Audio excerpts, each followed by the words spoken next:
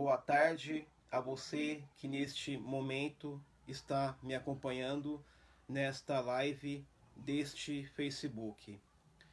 E antes de nós já iniciarmos esta live, eu queria convidar algumas pessoas que neste exato momento possam estar me acompanhando na live.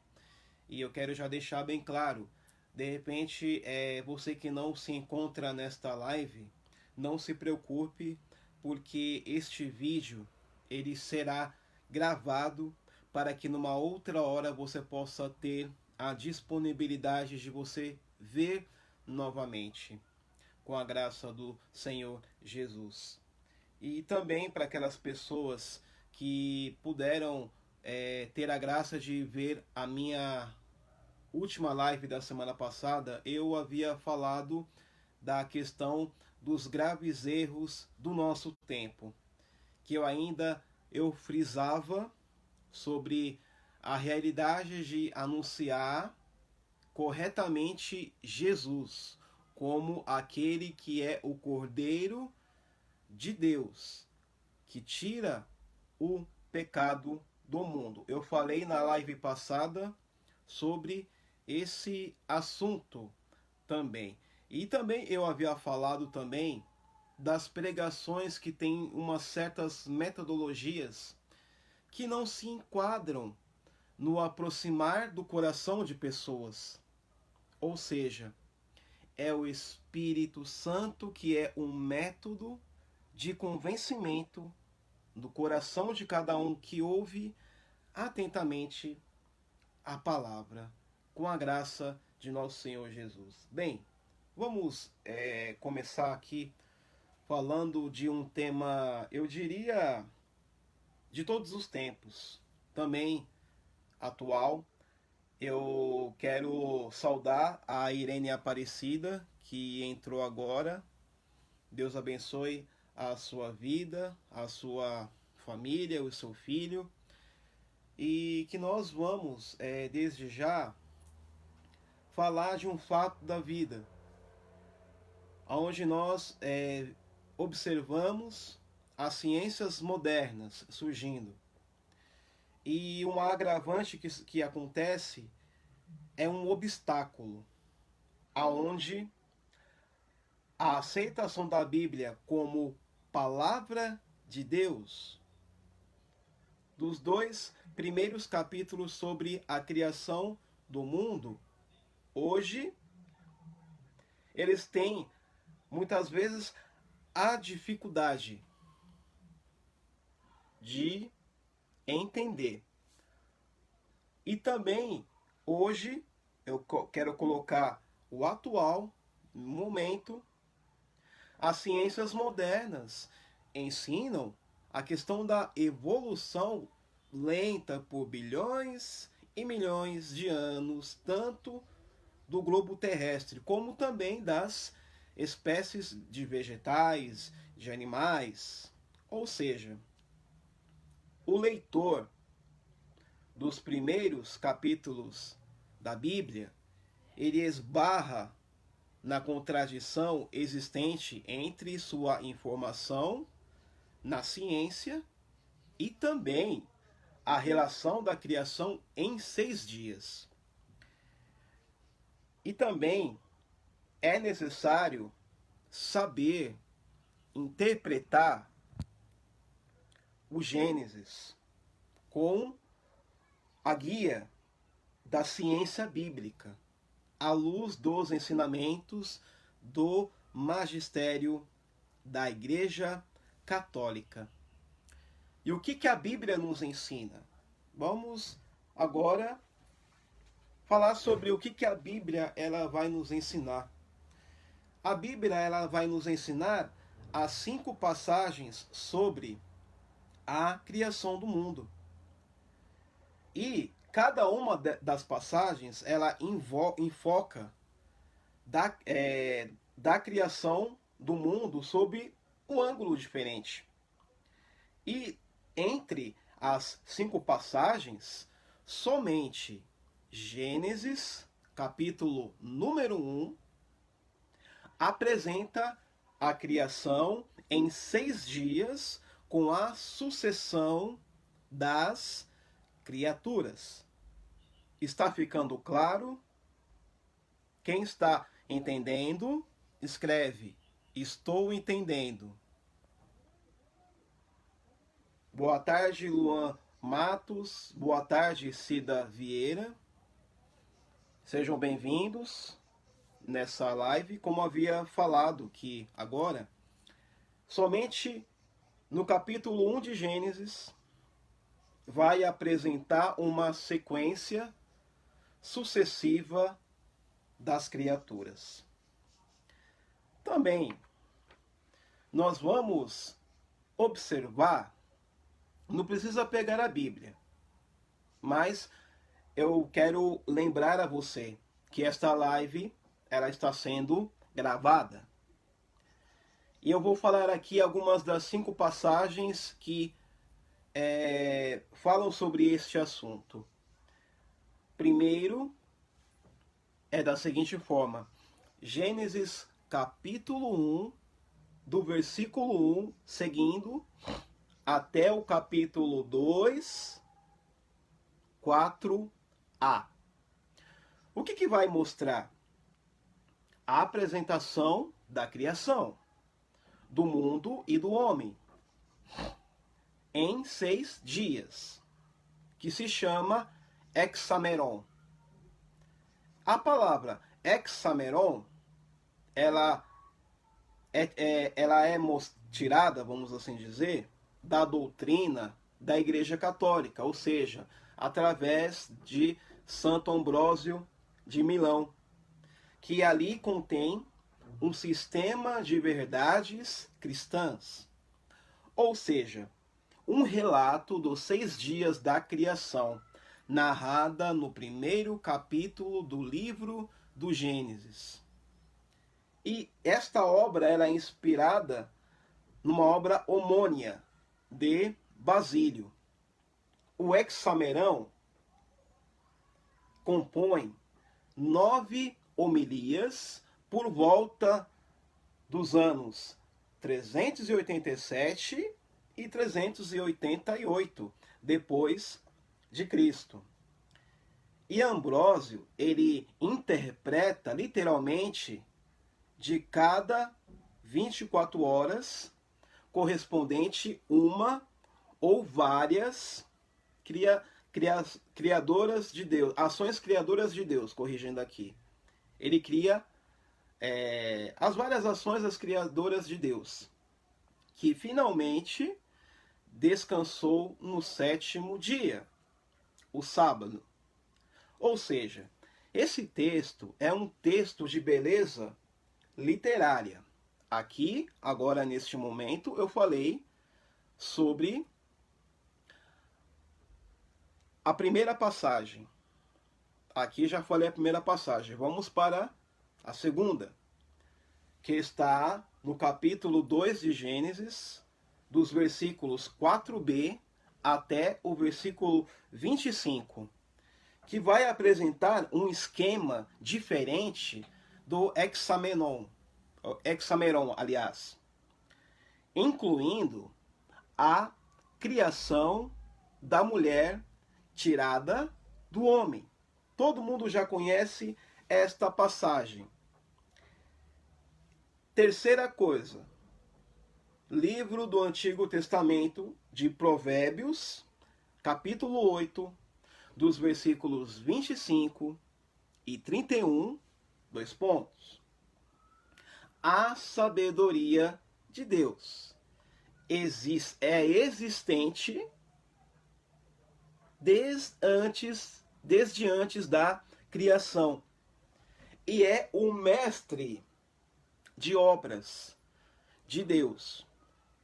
Número 4. A passagem de Jó 38, versículos do 4 até o número 39 e depois 30, que também vai ali falar na criação, manifestando a onipotência e a sabedoria de Deus. Vamos lá, e vamos para o quinto. Salmo de número 103, que vai mostrar as criaturas que são espelhos de Deus, infinitamente sábio e poderoso. Vamos lá. Agora vamos partir para o campo da doutrina. Como interpretamos o primeiro relato da criação? Em Gênesis capítulo 1, dos versículos do 1 até o capítulo 2, versículo 4a, que se tem ali um contexto de origem para compreendermos sua doutrina e mensagem através da sua admirável expressão literária. A primeira delas é sobre o aspecto histórico. O Hexameron, como havia falado muito antes, reflete os grandes problemas da época em que foi escrito, em particular, o perigo do politeísmo. O que vem a ser o politeísmo? O politeísmo é uma crença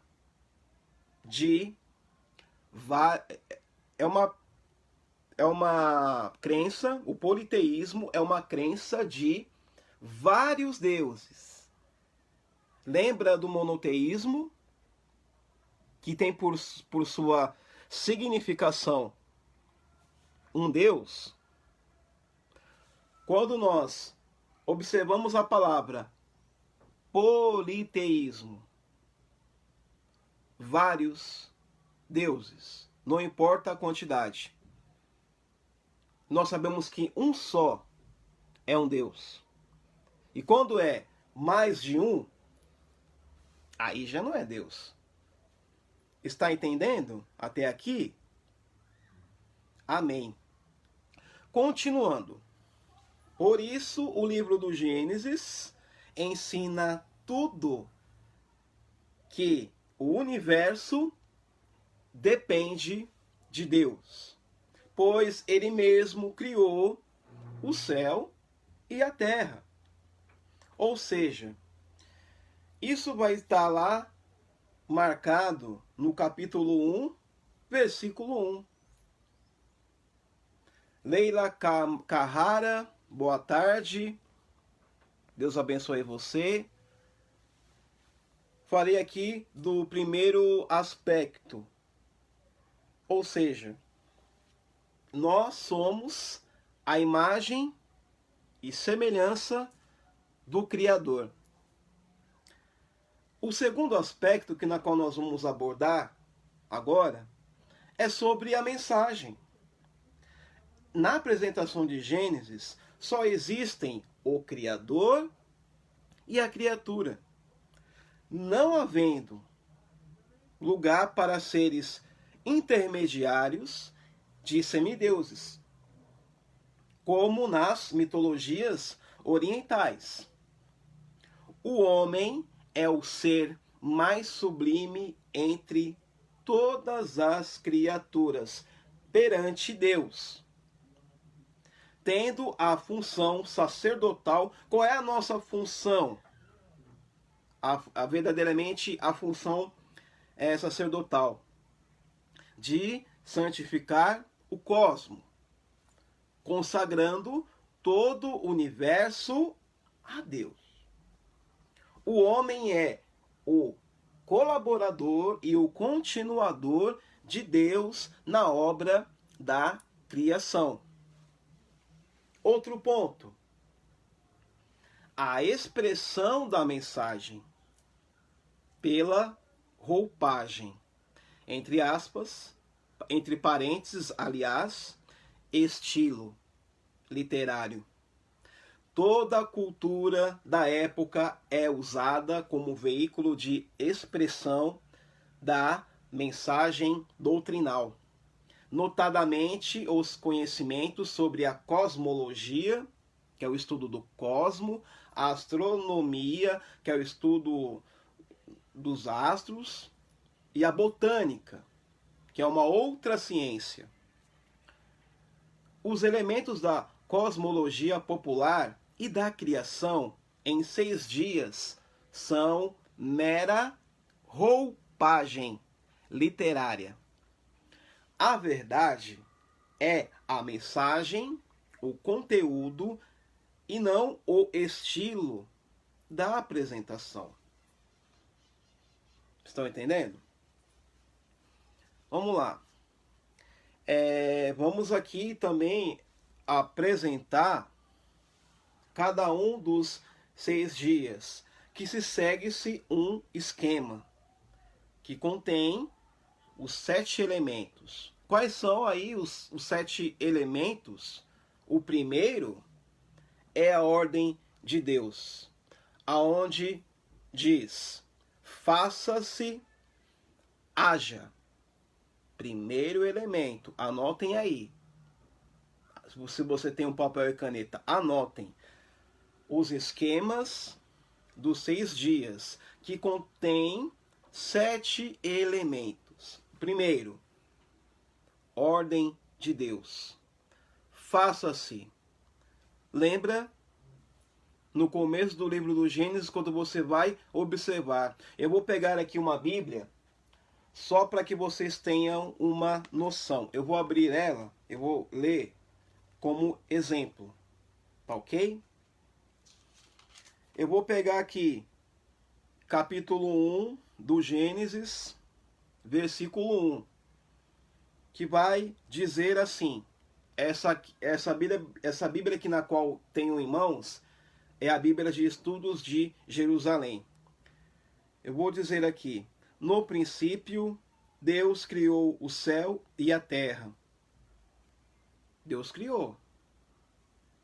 O verbo criar. Deus, ele criou. Eu vou para o versículo 3. Deus disse: haja luz. Aqui está na tradução da Bíblia de Jerusalém. Você que tem a Bíblia de Jerusalém, essa Bíblia de Jerusalém aqui que eu tenho ela em mãos, ela é uma Bíblia antiga, do ano de 1987. Você vai ver aqui, na passagem do versículo 3. Deus disse: haja luz. Está entendido? Vamos lá, eu vou deixar aqui a Bíblia aqui, eu vou falando e vocês vão acompanhando. Quem tiver a Bíblia próxima de vocês, para vocês não perderem o raciocínio. Outro elemento, realização da ordem. E fez-se assim. E logo depois vem o outro elemento, execução. 2 pontos. Deus fez o firmamento.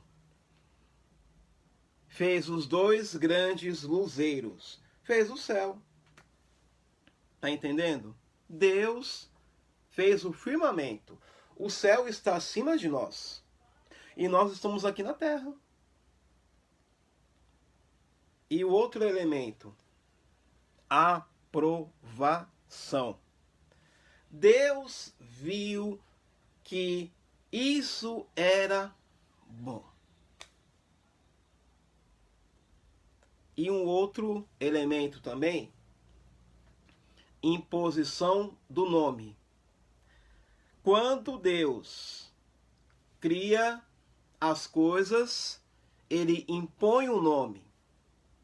Deus chamou a luz de dia, o elemento seco de terra, e assim sucessivamente. E um outro elemento muito importante, a bênção. No 5º, no 6º, no 7º dia. E também, o último elemento, conclusão. Houve tarde e houve manhã. Aqui eu falei dos elementos dos 6 dias, conforme o esquema que eu acabei de falar para cada um de vocês que estão me acompanhando nesta live. E uma coisa interessante também é a questão da simbologia dos números, simbolismo. O autor de Gênesis, ele atribui uma importância à significação simbólica dos números. Os números que ganham maior simbolismo são eles: o número 3, o número 4, número 7, número 12. O número 12, entre parênteses, está como 3 vezes 4, e também do número 7, entre parênteses, que está lá, não na Bíblia, né? Eu estou fazendo aqui uma representação. 3 mais 4. Se você somar 3 mais 4, dá quanto? Número 7. Ou seja, cada um destes números exprimindo de algum modo a ideia da perfeição.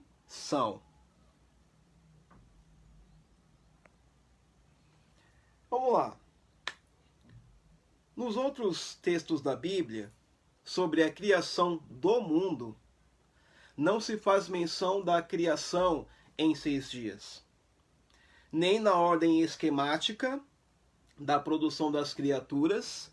O esquema belíssimo de 6 dias é a invenção do autor do Hexameron, que vem a ser o quê? Santo Ambrósio de Milão, que ele faz parte da patrística. Santo Ambrósio foi um grande santo da igreja que fez essa obra. E pertence ao gênero literário poético,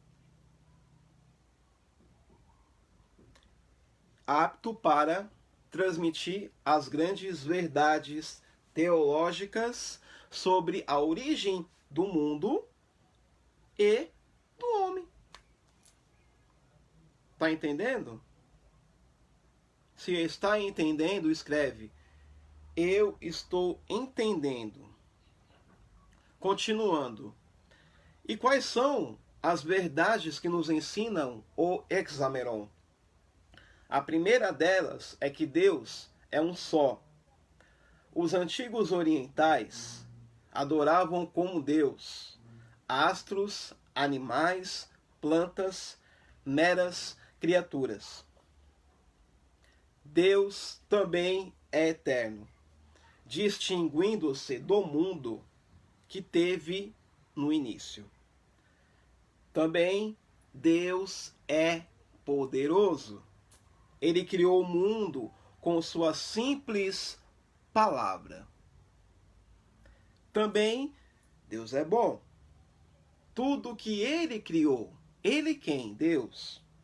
Ele derrama pela criação sua bondade sobre as criaturas, abençoando-as.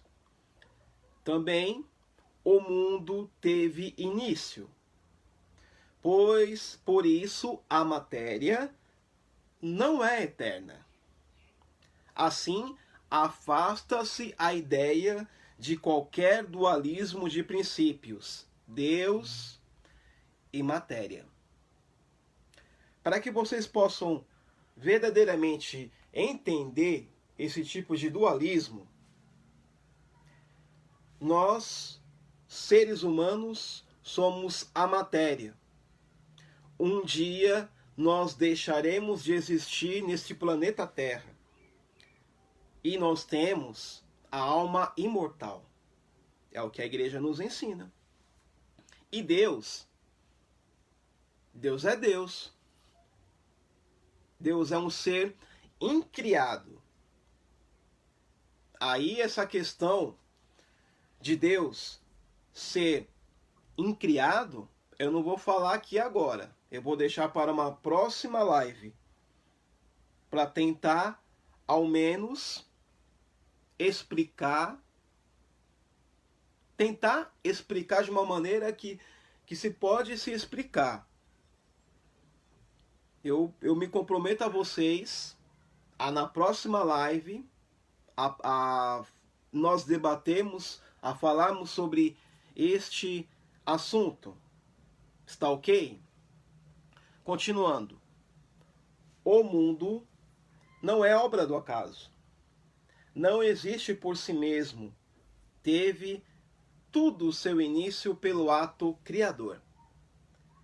As criaturas também são boas, porque provêm de uma disposição divina e estão obedecendo ao plano do Criador.